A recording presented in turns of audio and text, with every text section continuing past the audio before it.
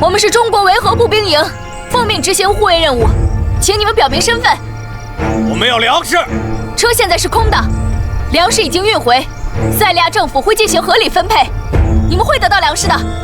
这个国家怎么还有人相信政府？他们不知道我们塞利亚是什么地方吗？你把我们当什么了？当愚蠢的村民来糊弄吗？你们现在有2个战士在我们手里，每个战士值多少斤粮食？你们自己考虑。先冷静点，看他们能耍出什么花样来。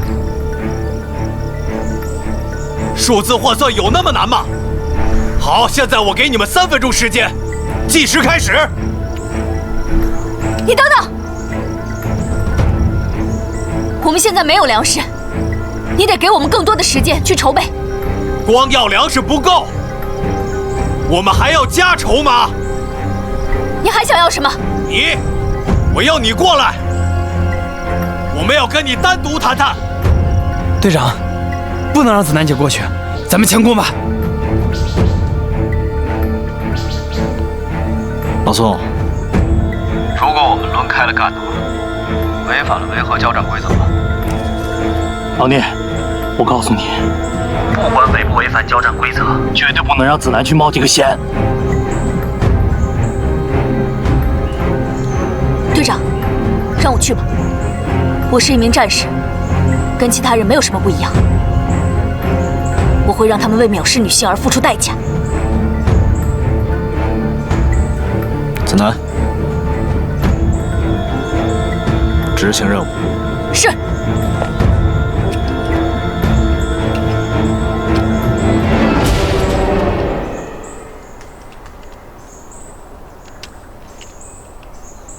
我们都在，注意安全。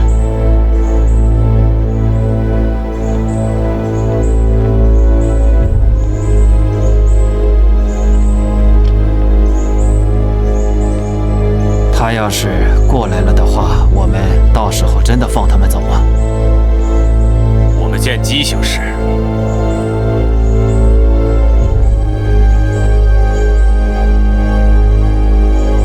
我过来了，你放了他们。还是太远了，你再走近点儿，再近点儿。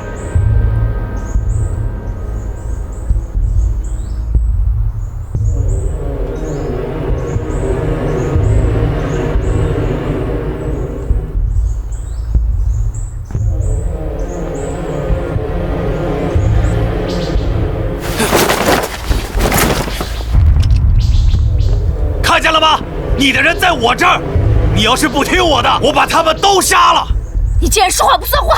那又怎样？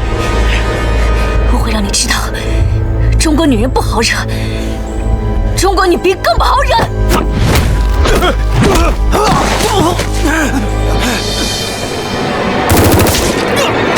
严逼，开火！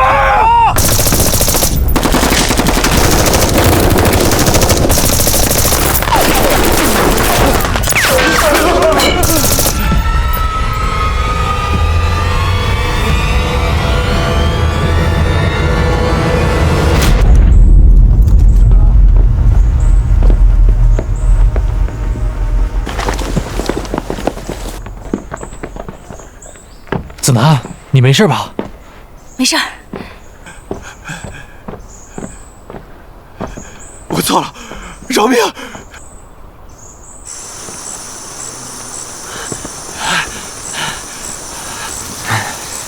混蛋！那帮中国人追上来没有？暂时看不到，不知道会不会有别的埋伏。太大意了，粮食没抢到，还受了伤。如果不是你非要那个女人，咱们粮食早就到手。你还敢怪在我头上？要不是你们2个废物让人家潜伏到咱们中间来，怎么可能会被内外围攻？你们都给我闭嘴！谁再出声我就杀了谁！咱们必须到镇上的诊所取出弹片，否则胳膊可能就保不住了。这附近的村子早就被别人洗劫过一遍了，诊所都被清空了。那我们现在怎么办？我们去丹城。不，那里现在是政府军的地盘，我们去了的话就是自投罗网。听着，你们谁都不许提交战和刚才抢粮食的事。如果有人问起来，就说被武装分子打伤了，我们只是一些难民。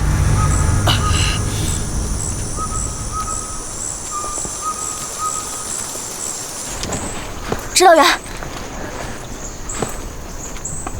怎么了？指导员，你说你在部队这么多年了，一向以稳重著称，怎么还会犯新人常犯的那种贸然行动的错误啊？什么叫贸然行动？子南，我自己做事，自己心里有数。淹死的都是会水的，你听说过没？那你说我该怎么办？眼睁睁看着你被人羞辱，给人做人质，我做不到。你这是在关心我吗？我告诉你，子南，我是绝对不允许公然侮辱女性这种事儿在我面前发生。你就承认吧，这会儿你心里已经有我了。我这是在关心自己的战士。指导员，有时候呢，人要直面自己内心的声音。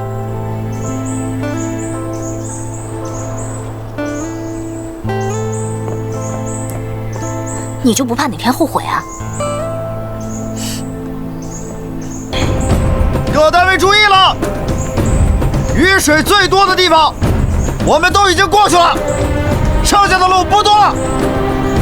中资企业同胞在进城路口等着我们。我们这次的首要任务就是保证粮食安全。上车，出发！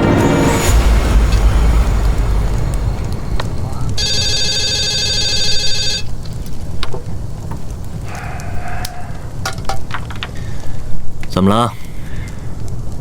新基地怎么样了？我在新基地悠闲地晒着太阳，喝着美酒。我是不是应该感到特别高兴啊？可是我现在却为我自己付出的代价而感到痛苦。我的痛苦你理解吗？我脑海中的每一秒都在计算我的损失。我向你描述这么多，并不是为了回答你新基地这种无聊的问题。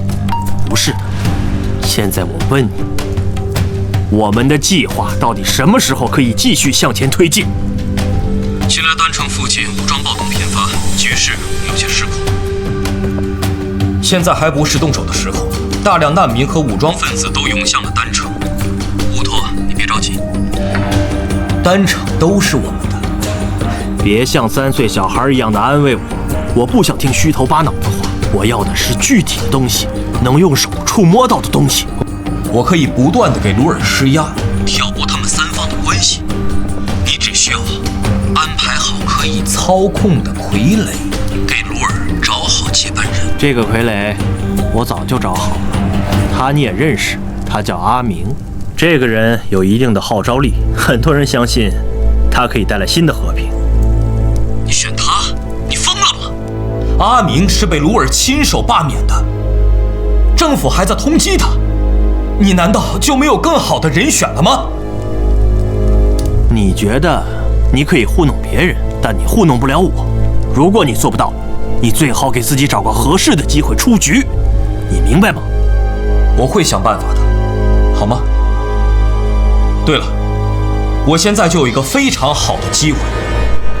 实话实说，这并不是我想要的答案，但我的仁慈和宽容驱使我再给你一次机会。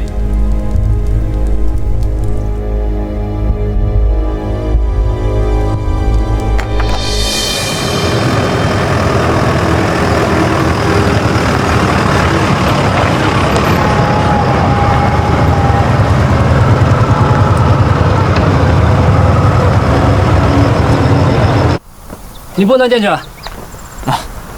不要误会，我是来找人的。我们有命令，没有证件一律不得入内，除非有人来接你。好，那你可以帮我通知他吗？可以，但要本人亲自出来。好，他叫聂风。他不在。哦，那宋建成他也不在。老毕他也不在。牧羊，还有冯志勇。哦，还有一个女孩，很漂亮的，她叫子楠姐。对，朱子楠对吗？对，她也不在。哦，对不起，如果没人来接你，请让一下。嘿，高院长，高先生，你好，你好，你好。哎呀，能看到你真是太好了。见到你我也很高兴。哎，聂风他们呢？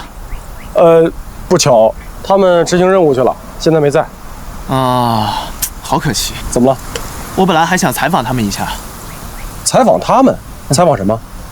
就是我拍了一个不太好的视频。对了，我也可以给你看看。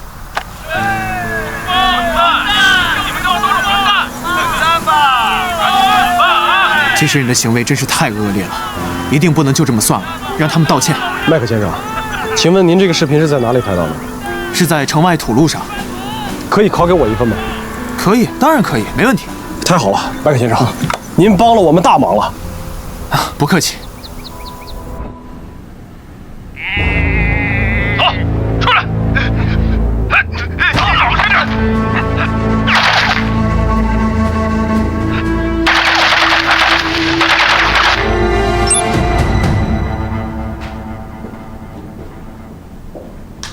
这是一位人道主义救援人员给我们留下的录像。录像的最后，这位无私的国际友人惨遭不明武装分子的杀害，村庄的钱财、牲畜都被洗劫一空。这个村庄距离丹城只有10公里。你知道他们的身份吗？从手法和劫掠的物品判断，应该是塞利亚本地的武装组织，并没有什么针对性。作案以后就消失了，应该是流窜到了别的地方。但是，几乎是在同时，在另一起暴乱中，2个非政府组织的人道主义救援队遭到了抢劫，15人因此丧生。救援队的医疗器械和药品都被洗劫一空。这次抢劫就有很明显的针对性和目的性，因此我们判断，应该是乌托和上校那些人。不一定是乌托和上校那些人，这也有可能是马努特的势力。可是马努特现在已经在流亡了，由马努特本人在国外操控也是有可能的。眼下更棘手的问题是，大批的武装分子混入了难民队伍，正在向丹城涌来。丹城现在情况十分复杂，情况一旦失控，后果不堪设想。为了预防恐怖袭击行为和震慑恐怖分子，维和部队必须在丹城核心区域加强人手和守卫，但不限于总统所在地。高院长，你有什么想法？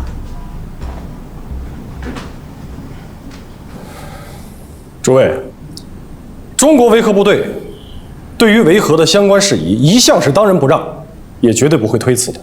可是我要说的是，就在昨天，我营战士例行巡逻的时候，却遭到了鲁尔总统护卫的无端辱骂。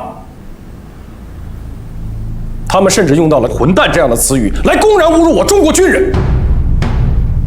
既然有这种事儿，对于这件事情，我中国维和步兵营强烈要求，必须要有人对此次事件负责，并且向我们的战士当面道歉。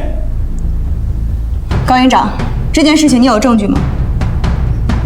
这个 U 盘里面的所有视频，记载了整个事件发生的全过程。那就好办。和罗尔见面的时候，我会向他施压的。中国维和步兵营服从联赛团的所有任务安排。欧阳女士，请您转告罗尔总统，政府部门必须要有人出面为这件事情负责。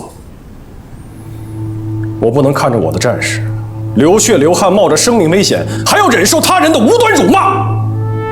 中国军队有自己的责任和尊严，我们也绝对不会接受任何形式的无端挑衅。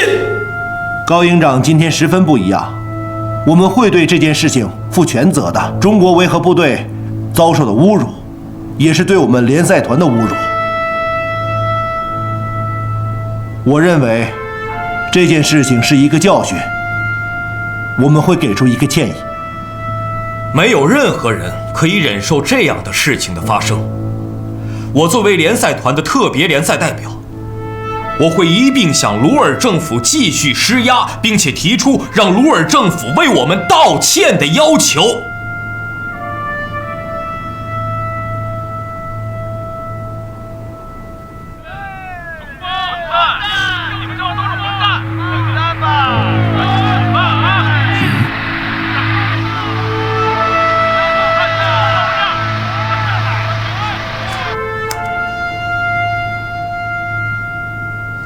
我们的战士代表联合国来维和，冒着生命的危险，就是为了捍卫塞利亚的和平。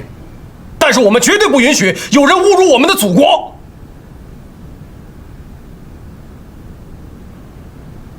整个过程中，中国维和部队的表现很有风度，没有任何的过激行为。我会处理的，总统先生。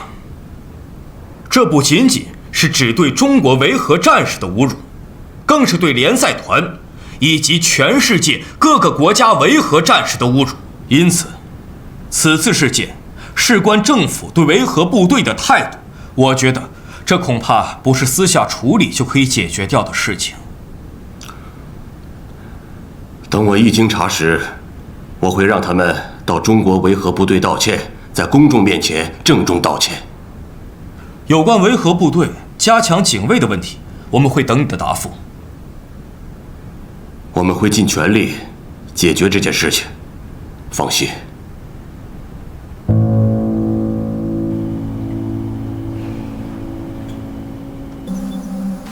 我们要玩个游戏。Any, many, money, more。恭喜你加入了。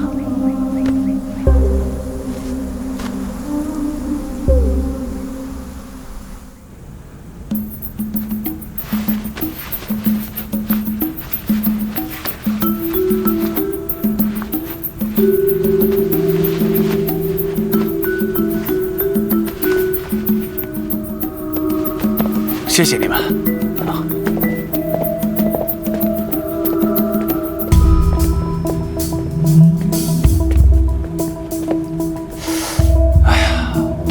外面都是一些持枪的护卫。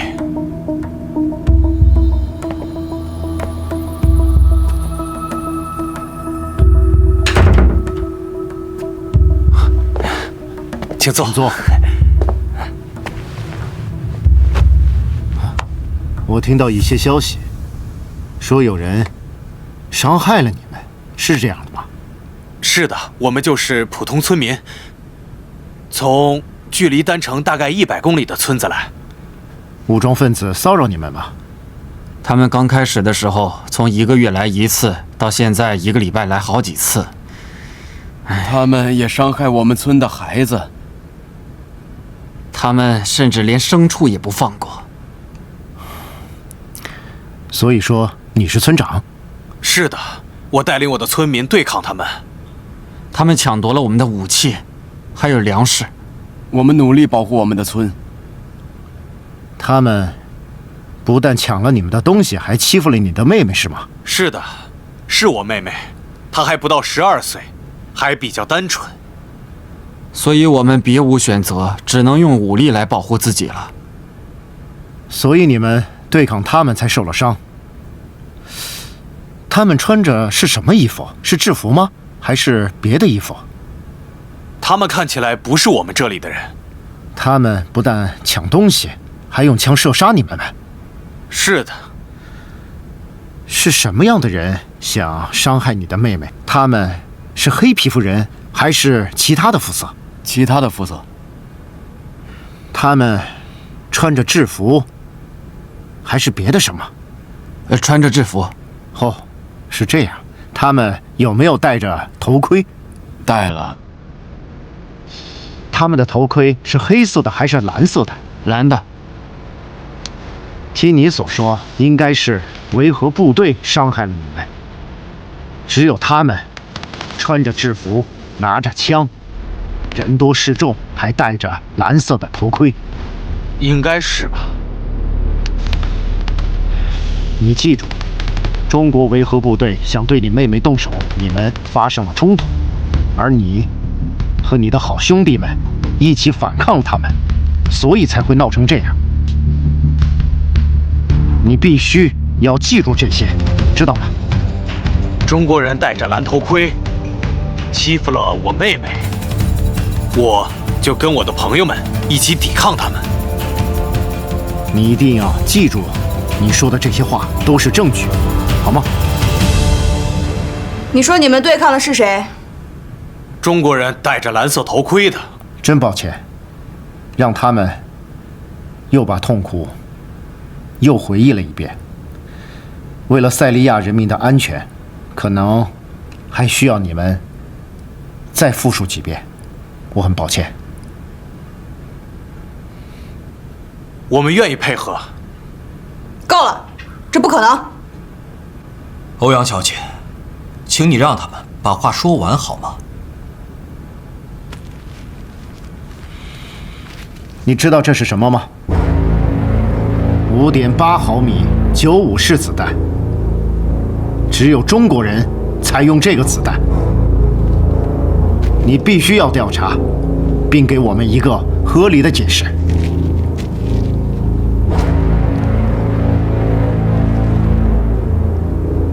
我会向总统汇报这里的情况的，请尽快查明此事。我也希望查出事件真相，不要冤枉了好人，也不要放过了坏人。这件事情当然是要越快越好，你们也要照顾下对面3位，给他们食物、药物，还要给他们安排守卫，保护他们。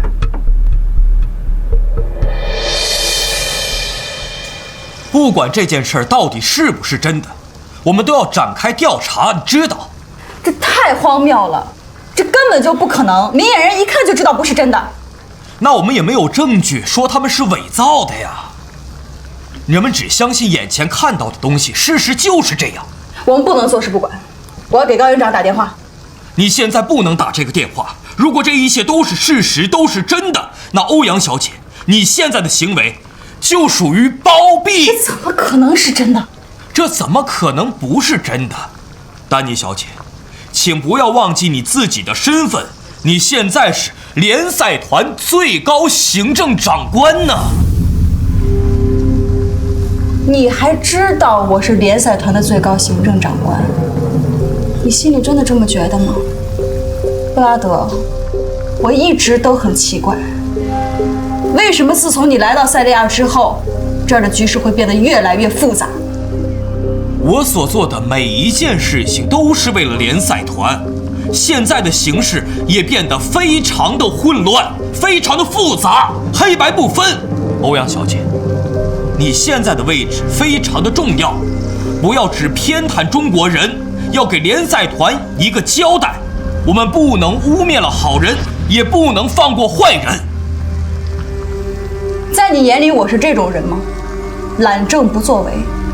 好，那样的话，我不如早点打报告辞职好了。我只想要帮助你。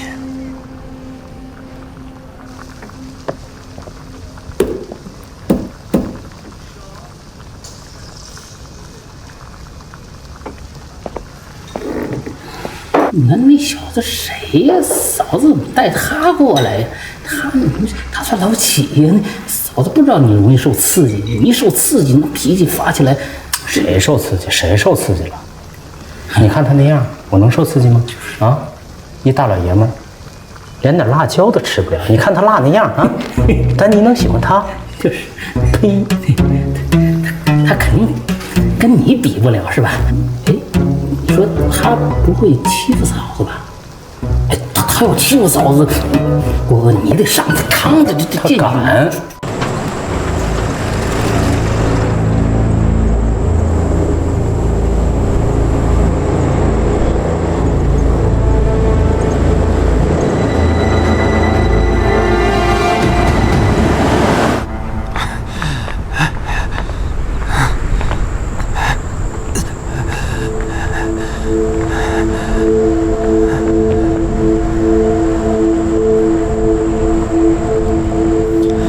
帮帮我！帮帮我！帮帮我！请你们帮帮我！帮帮我！帮帮我！帮帮我！帮帮我！帮帮我！帮帮我！老宋，你们先走，我了解一下情况。帮帮我！帮帮我！你们去哪儿？你们要去哪儿？你们要去哪儿啊？丹城。我儿子在丹城，能不能带我去啊？求求你们了，求求你们！别伤害我，别伤害我！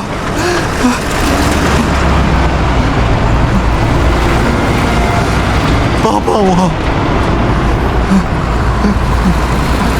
帮帮我！我受伤了，我要去见我的儿子，可以吗？你们帮帮我！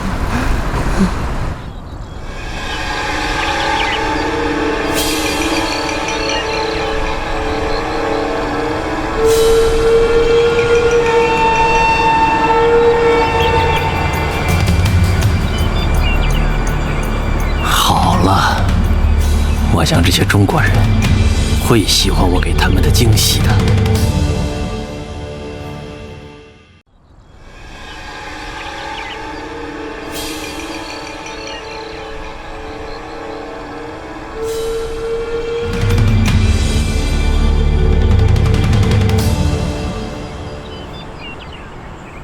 好了，我想这些中国人会喜欢我给他们的惊喜的。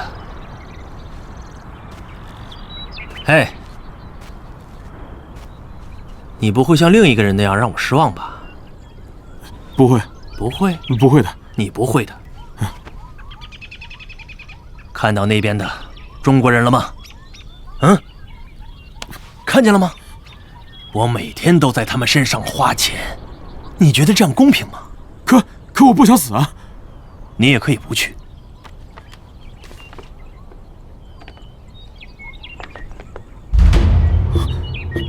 是我的家人。确实是，你想让你的家庭脱离危险吗？你要好好干活，你想让他们活着吗？想，是吧？那就听好，看那边，看到中国人了吗？去那边，照我说的做，你的家人就能够活下来。去，快去！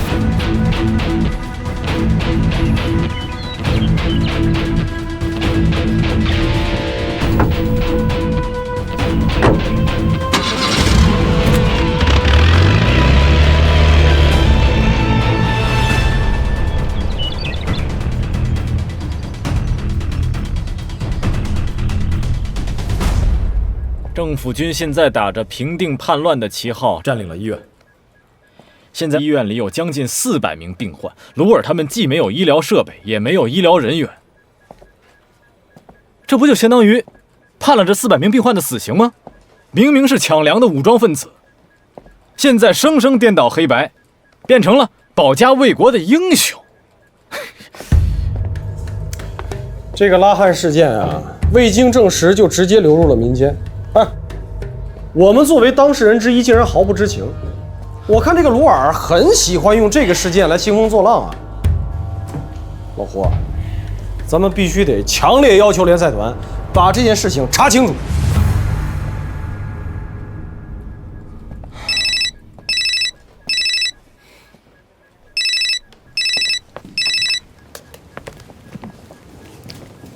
聂风，什么情况？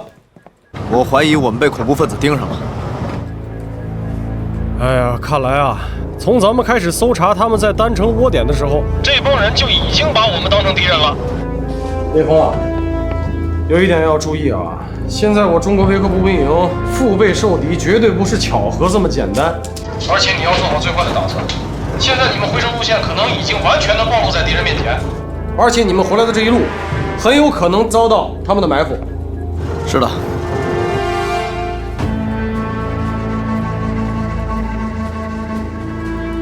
这样啊，聂风，你现在迅速调整路线，谁也不要告诉我。首要任务是安安全全的回来，咱们再找漏洞。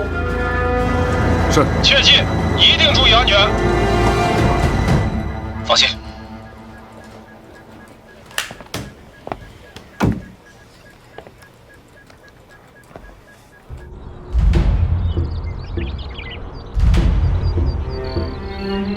从前面的桥向东南方向再行驶40多公里，还有一条路可以同样单程。我觉得我们应该大小路交替的走，这样更稳妥些。照现在这样来看，我觉得我们需要更改路线了。但是有一点，更改路线只有我们几个人知道，不能告诉任何人。记住，这是最高机密。明白，明白。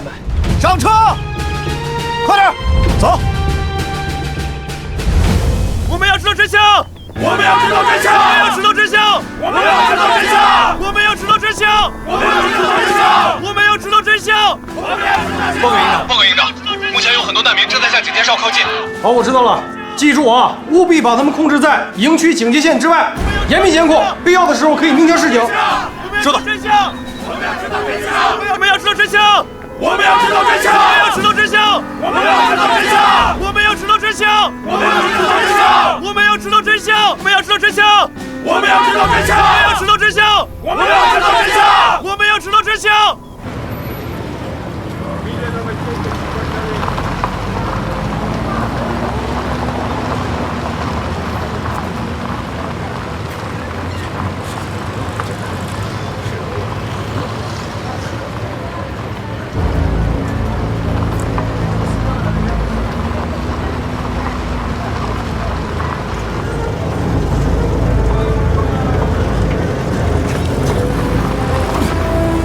出去！我们要知道真相！我们要知道真相！我们要知道真相！我们要知道真相！我们要知道真相！我们要知道真相！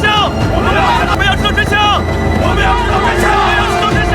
我们今天派出3辆巡逻车，他们都遭到了塞利亚人的袭击，甚至有人在街上就开始被攻击了。这种事情不能再发生了。引起这件事情的源头，就是中国维和步兵。中国维和部队不能让我们再受到这样的牵连了，必须要想到一个好的办法解决这件事情。诸位，在此次事件当中，我中国维和步兵营所遭受的谩骂和围攻，我相信不比任何一个国家少。但是我个人认为，在座的所有人都没有必要背下这个子虚乌有的罪名。可是这件事情就是来自拉汉的指控，拉汉也说了，罪魁祸首就是聂风，就是因为聂风侵犯了拉汉他的妹妹，才导致了武装的冲突，所以你们一定要给民众们一个交代，知道吗 ，Mr. Brad？ 我觉得您现在下这样的定论有些过早了。这件事情从一开始就只有一方证言，从来没有询问过另外一位证人。而且这中间是否有隐瞒、扭曲、不真实的情况出现呢？拉汉事件在未经官方的许可就直接流入了民间，但是影响却如此之大。我觉得诸位，我们要用最坏的打算来想一想，到底是谁在散布这样的谣言？他的目的是什么？为什么要恶意煽动民众的情绪呢？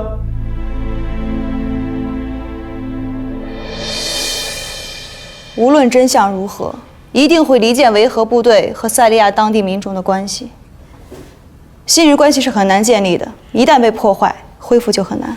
在我方看来，目前的指控是极其荒谬的。我不知道您 ，Mr. Brad， 您为什么这么急于的盖棺定论呢？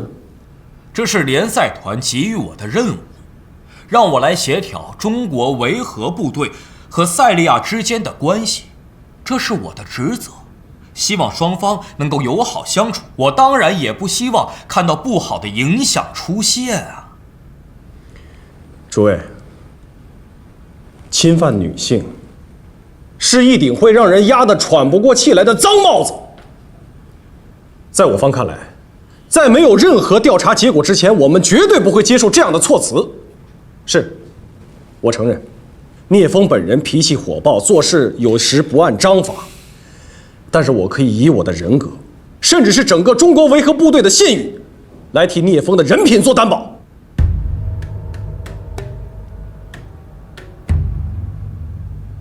我跟聂风认识，他是一个有原则、有担当而且善良的战士。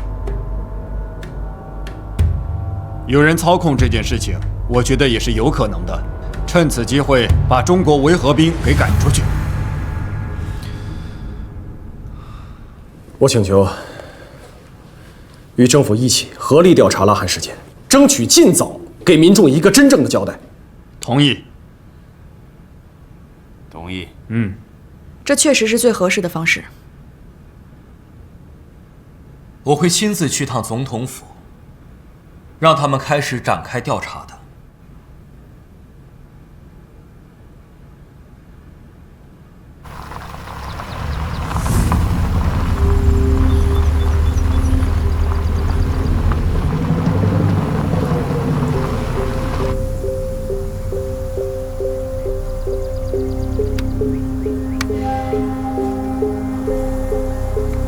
看准目标，干净利索。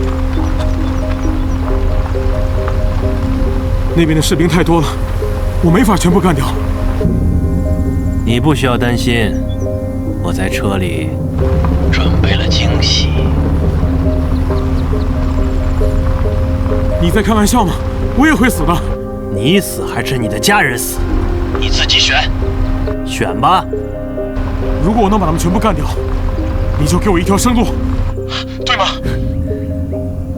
当你见到布拉德的时候，这就是你的命运。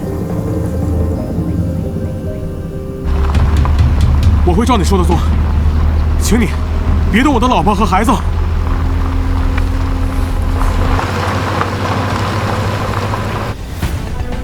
游戏开始了。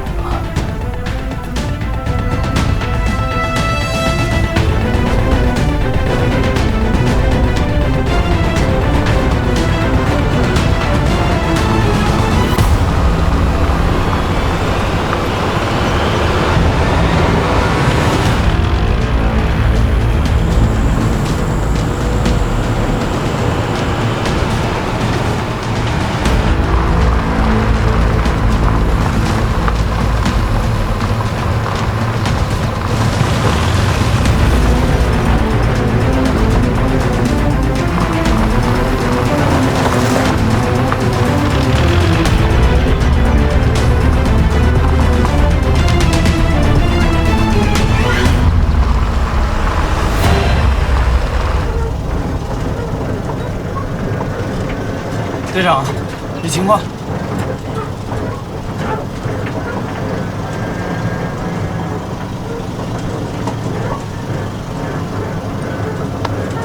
所有人停车警戒！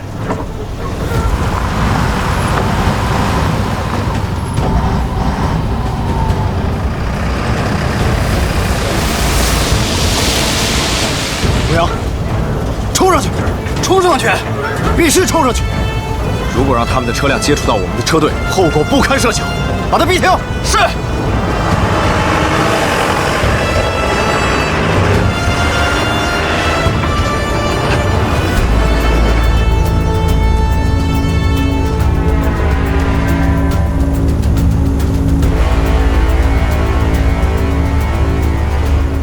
队长让我们停车，他怎么出去的？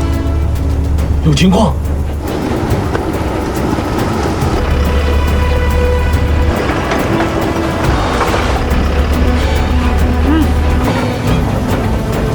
快点，队长！越来越近了，马上要撞上了，那就撞上去！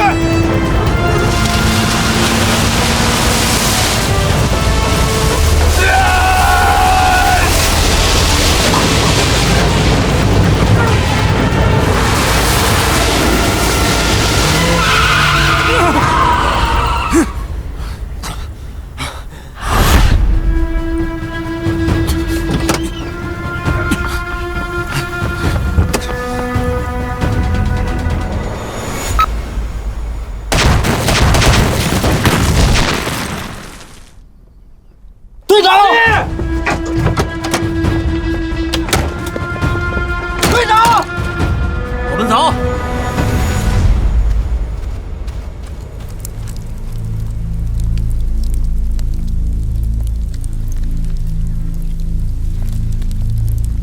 所有人原地警戒，合唱队跟着我，队长。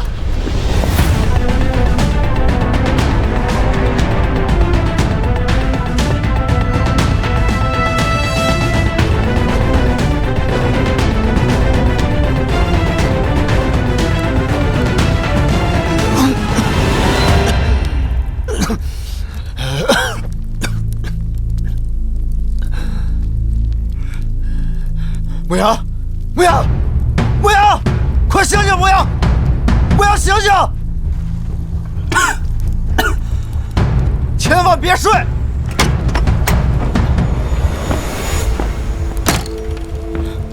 牧羊，牧羊，牧羊，牧羊，不能睡！听我命令，不能睡！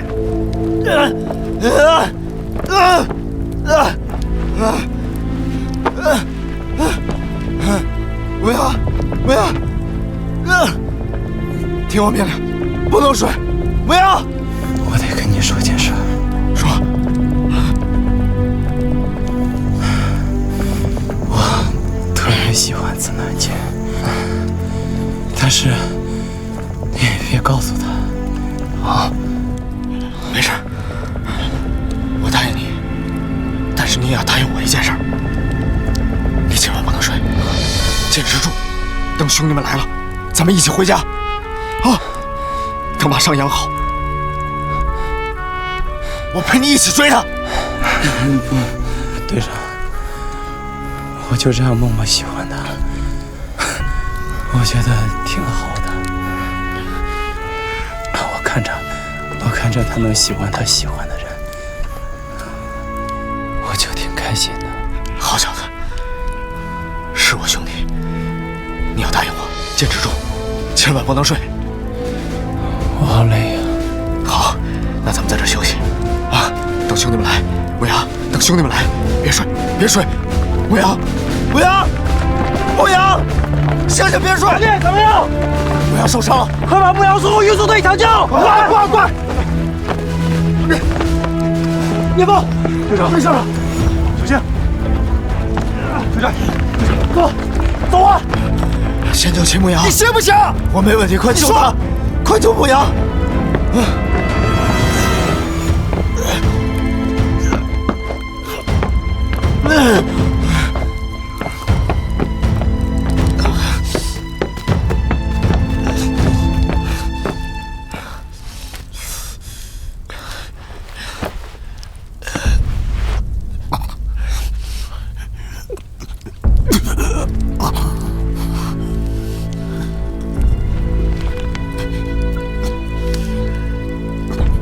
他们说我爱他们。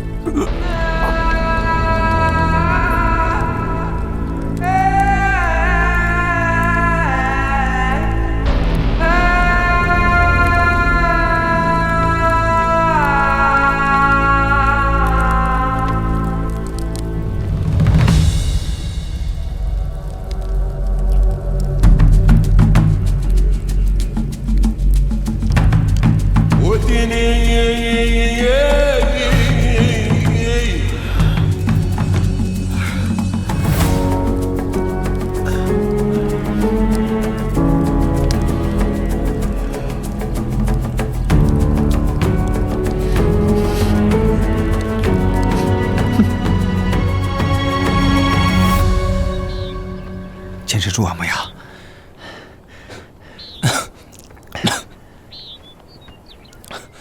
老聂，志勇回来了吗？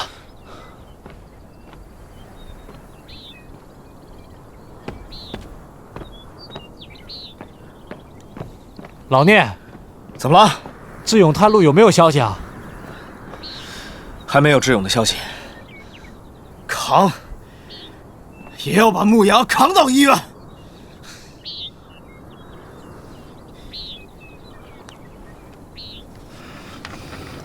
志勇，怎么样？前方路破损非常严重，无法通行。我在前方发现了一条小路，但是必须穿过他们的部落。我的部落就在附近，我可以带你们过去。你们的部落在哪儿？在那边。我们现在就要过去。没问题，随时都可以。好，那赶紧出发吧，提醒大家保持警戒。出发。我们开门见山地说吧，为什么我请2位来？这2天，很多塞利亚的市民都在抗议你们中国的维和部队。我们本来就打算就这件事情跟你商议，在一切没有调查清楚之前，是谁把这个事情透露出去的？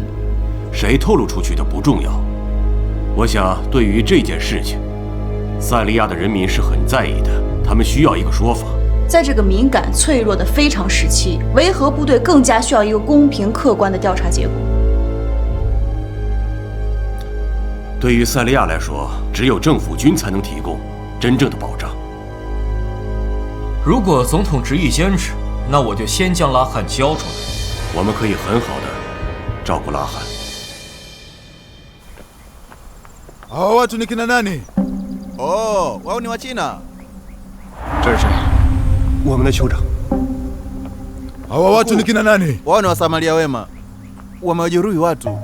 Hawa wanahitaji kupita hapa katika kabila letu ili waende mji wa Dan mkuu. Habari mkuu, sisi ni askari wa kulinda amani wa China.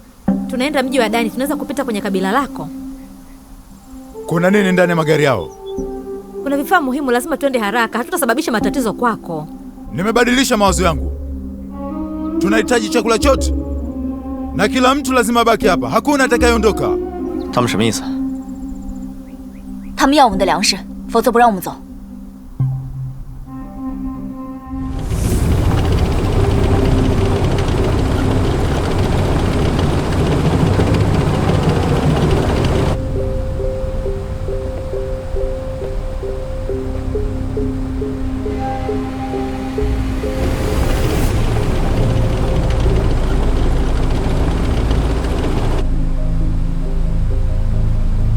教导员，教导员，我是15号哨位，在我1点钟方向有一批政府军正在靠近，对方有2辆坦克。完毕。保持警戒，表明立场。喊话驱离没有营部的命令，任何人不能开枪。是。紧急集合，一起战备。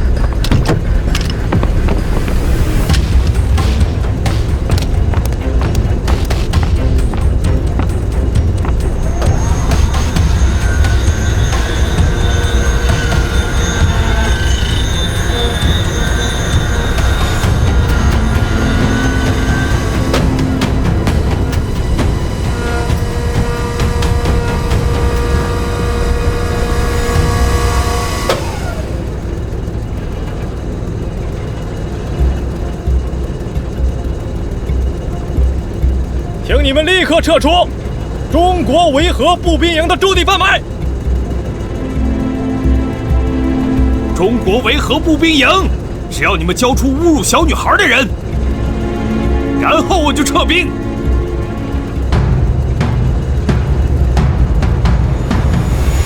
总统先生，一旦开始交火，双方都会受到巨大的损失。总统先生，军人不能成为政治角逐的牺牲品。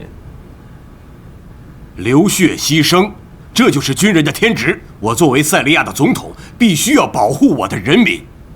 如果我们现在什么都不做，我就不配当这个总统。总统先生，在一切尚未定论前，贸然对中国维和部队提出这种要求，只会让局势变得越来越复杂。现在单城内忧外患，和维和部队发生冲突是不理智的。调查需要时间的，我现在就要对我人民的安全负责任。我有一个想法，我们先让维和部队跟政府军分别管理塞利亚的秩序，然后继续调查拉汉事件。我同意布拉德的说法，你觉得呢，高营长？总统先生，中国维和步兵营会按照联赛团的命令去做，但是我个人保留意见。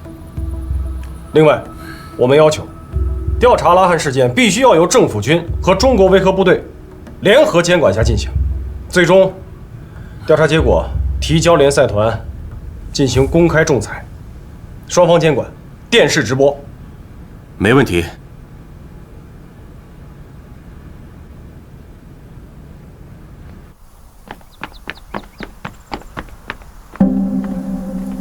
Binti yako anaumwa sana. Binti yangu anaumwa. Ndani ya kabila langu tunabadilishana kwa ajili ya kutoa sadaka, maisha kwa maisha, ili kuokoa maisha ya binti yangu kwa Mungu.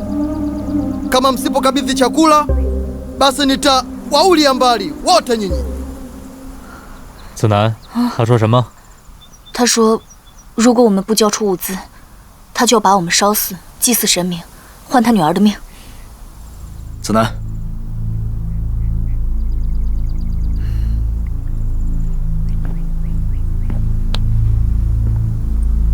我们可以救他女儿。鲁尔撤军了，我看那个鲁尔啊，他是想把联赛团彻底解散了，他才高兴。哎，你说对了，这才是鲁尔总统的真实目的。我得在仲裁之前，把拉汉事件的所有资料准备好了。不跟你说了，我去准备了。对，看看他葫芦里卖的什么药。要他死。明白。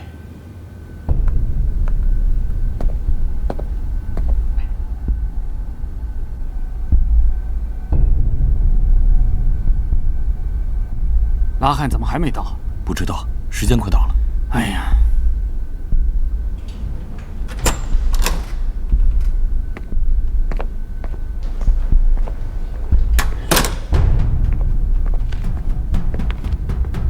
播放。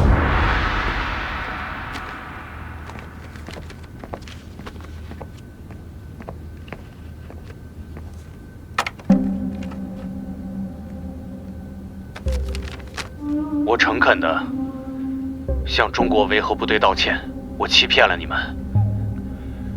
真相是我们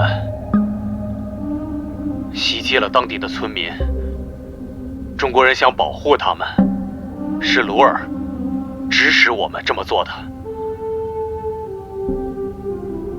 鲁尔也帮我们丰富了证词。这个视频同时已经上传了网络，证明我们所做的一切，让世人知道鲁尔是个笑话。这事显然是恐怖分子故意诬陷我，我会亲自找到真相。拉汉现在也没有出庭，这个视频也有可能是伪造的，这可能是一份受到威胁的证词。所以，我们现在只有等拉汉回来，才能够得到一份真正的证词。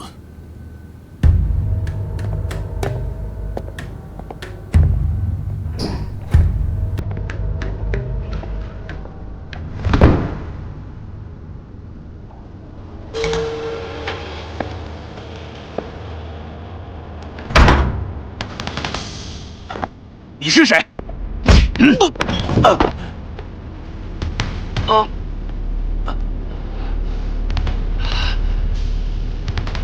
你要干什么？总统想见你。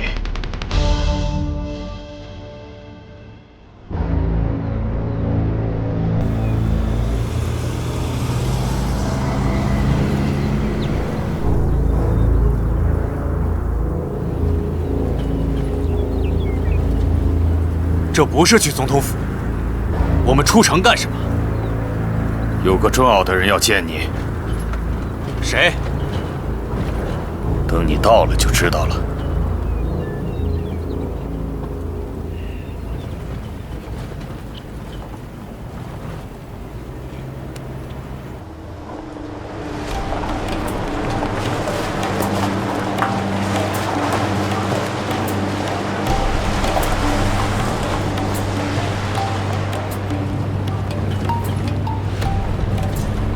好的，了解了。总统，刚刚得到消息，拉汉不见了，并且守护他的侍卫也全部都不见了。去找到他们，每个角落都好好找，仔细找，把拉汉给我带回来。是，先生。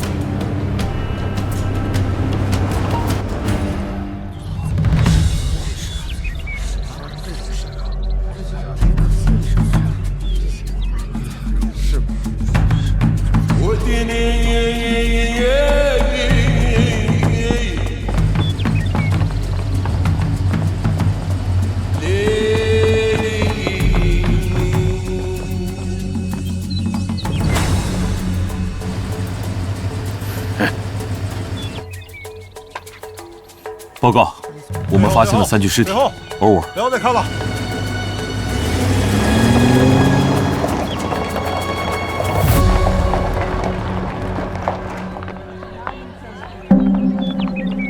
是鲁尔要求我诬陷中国维和部队，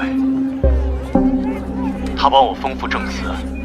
这个视频同时已经上传了网络。让世人知道，鲁尔的所作所为都是个笑话。我们需要真相，我们要看到证据。我们被政府骗了，拉汉需要给我们一个明确的解释才行。拉汉需要给我们一个解释，我们需要真相。我们需要真相。我们需要真相。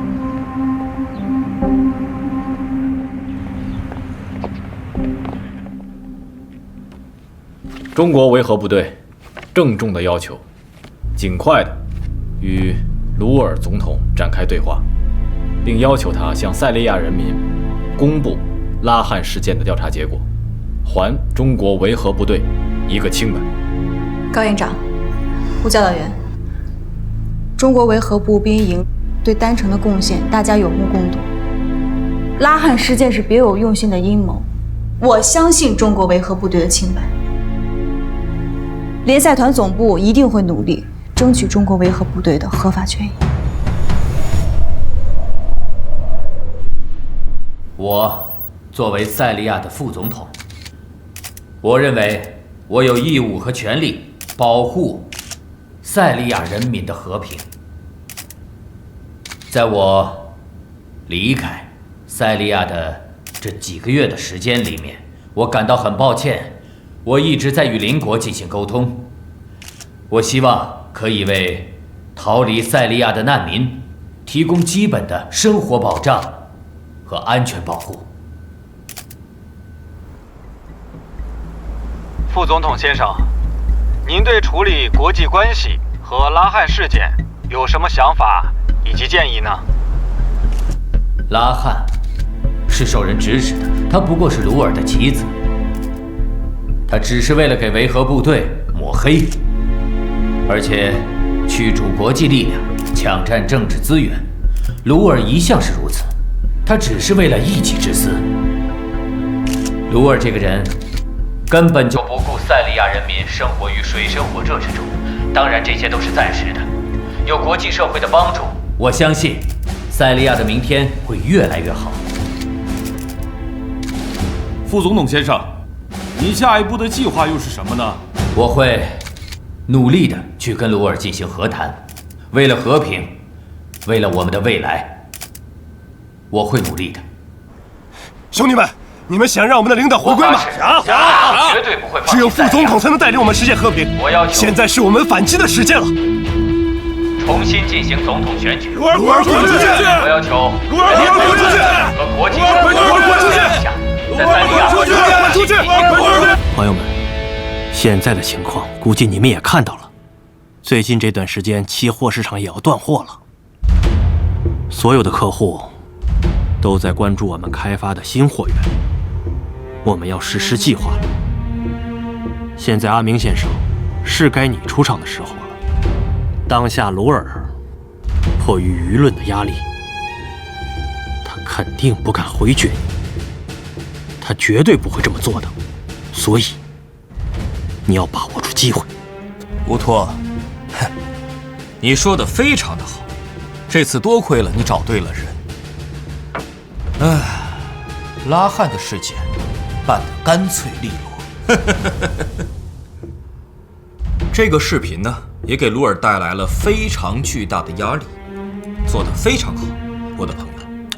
不过，我想说的是，马努特此时恰好配合了我们的计划，这次鲁尔是在劫难逃了。那么如此看来，敌人的敌人就是朋友了。听我说，朋友们，现在最关键的是，我们呢必须让阿明先生尽快的回归政府。上面已经给我打过很多次电话了，他们现在非常的不开心。你上面真的还有人吗？朋友们，跟华尔街的那些大佬们相比，我现在还只是一个小弟。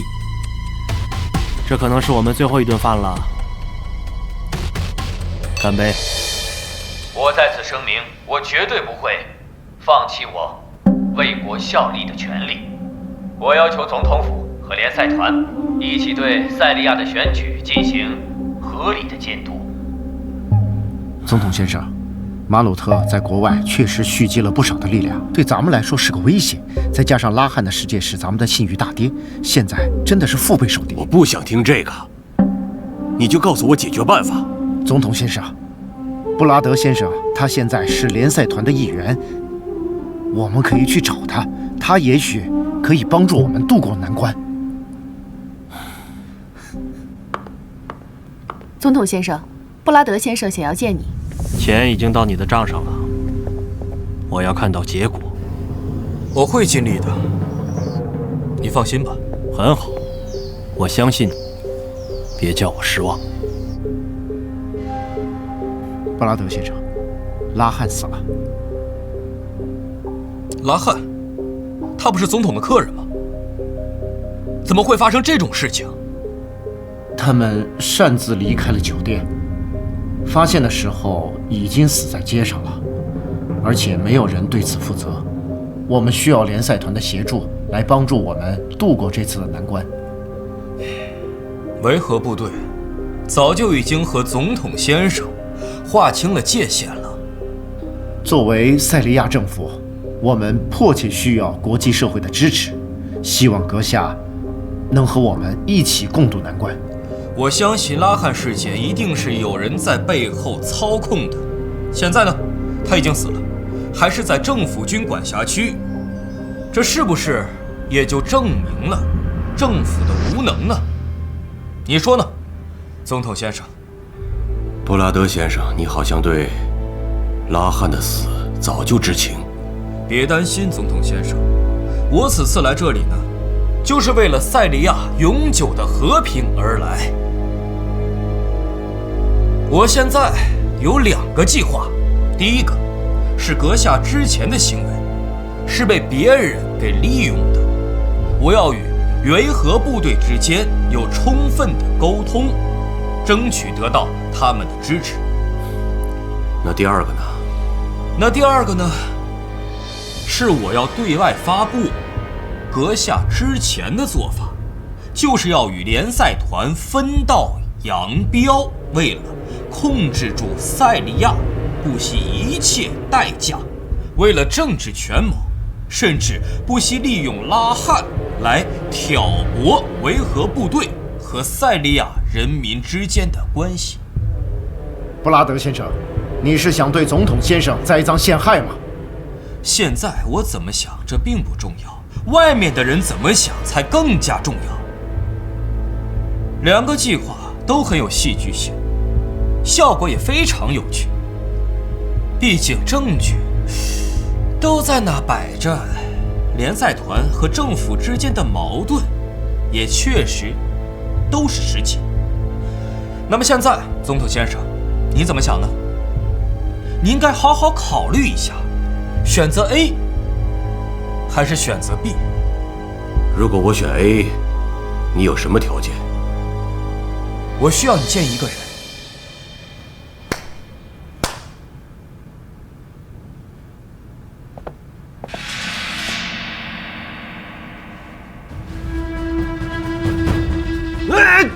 守备！总统先生，请冷静。阿明是我们合作的前提。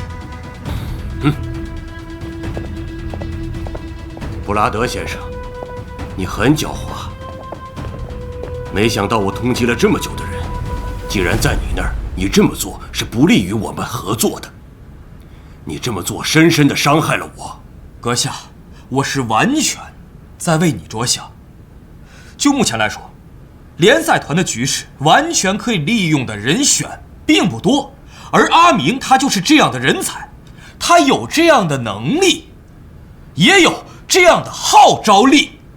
相信我，阁下应该好好的利用他，把阿明放到合适的位置上，才不会浪费。为了您的国家，还有您的位置，我们还是合作吧。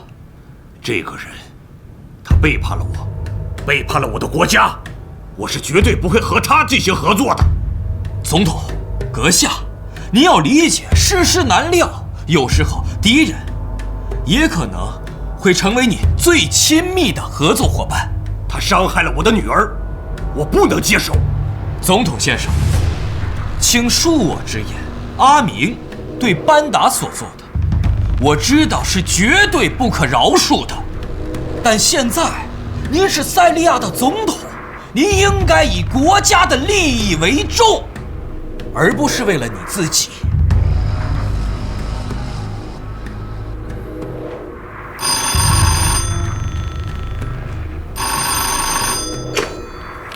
你好，你说什么？